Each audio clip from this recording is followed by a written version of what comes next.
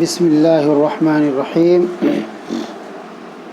یہ ہے معلم الانشاء حصہ اول کا الدرس التاسع 9واں سبق۔ اس کے اندر آئے گی تمرین نمبر 48۔ اب تک تمرین نمبر 41 سے جملہ فعلیہ میں صرف ماضی کی بحث چل رہی تھی۔ اب ماضی کی بحث کے بعد یہاں پر جو فعل مضارع کو استعمال کریں گے۔ فعل مضارع ایسے فعل کو کہتے ہیں جو حال یا استقبال پر دلالت کرے۔ ترجمہ کرتے ہیں کرتا ہے، کر رہا ہے یا کرے گا۔ اور مضارع بنانے کا طریقہ یہی ہے کہ ماضی کے شروع میں علامت مضارع لگا دی جائے۔ علامت مضارع یا تا الف اور نون ہے، ان میں سے ایک کوئی لگے گا تو وہ ماضی سے مضارع بن جائے گا اور حال یا استقبال پر دلالت کرے گا۔ بہرحال یہاں پر اب مضارع کی بحث ہے۔ پہلا جملہ یقطف الولد الزہرۃ ویشمھا۔ قطف یقطف کے مطلب ہوتا ہے توڑنا، باب ضربہ سے لڑکا پھول کو توڑ رہا ہے۔ زہرۃ کی جمع ازہار۔ شم یشم باب نصرہ سے سونگھنا اور اس کو سونگھ رہا ہے۔ تحب فاطمۃ القط وتلعب معها۔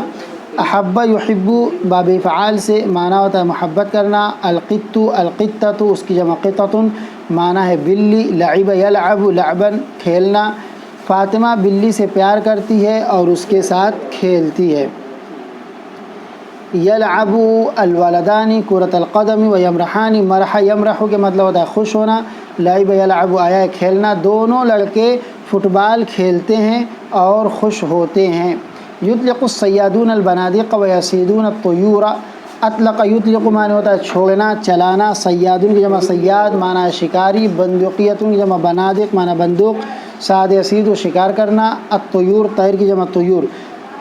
یطلق فعل ہے، صیادون فاعل ہے، بنادق مفعول بھی ہے، جملہ فعلیہ خبریہ۔ یصیدون فعل ہے، اس کے اندر ہمز کی ضمیر فاعل ہے اور طیور مفعول بھی ہے۔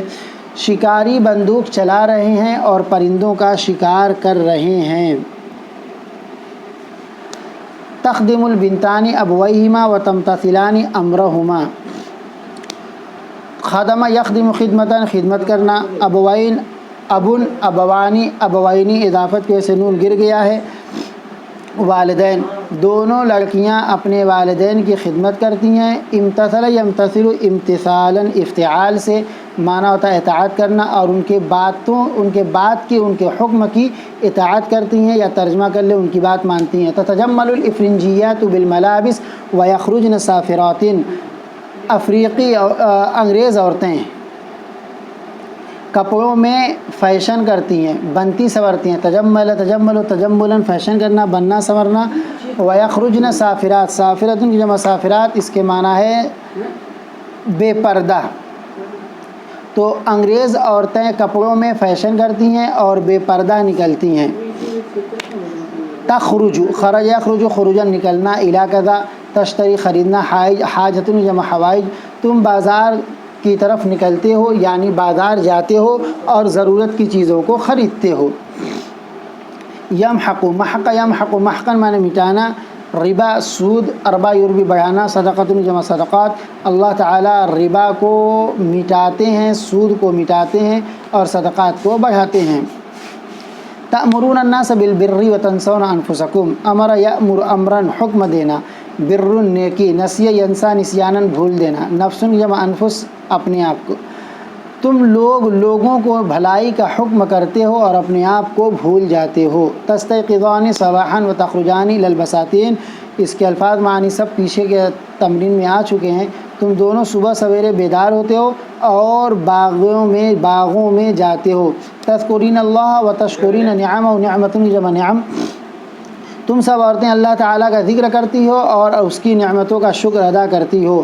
تعرفن اللہ وتسعین سعی یسعی سعین۔ سعی یسعی سعین کے معنی ہوتا ہے دوڑنا۔ سعی فی کذا کسی چیز میں کوشش کرنا۔ تم سب عورتیں اللہ تعالیٰ کو پہچانتی ہو اور نیکی کے کام میں کوشش کرتی ہو۔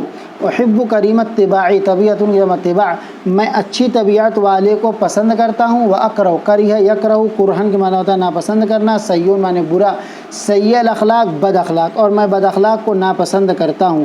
نتبع السنت، سنت جمع سنن طریقہ، اتباع یتبع اتباعا اتباعا افتعال، ہم سب سنت کی اتباع کرتے ہیں اور دین میں غلو کو ناپسند کرتے ہیں۔ غلا یغلو غلوون کے معنی ہوتا ہے کسی چیز کو حد سے زیادہ بڑھا دینا، اس کے اندر بڑھا چڑھا کر کے اس کو پیش کرنا۔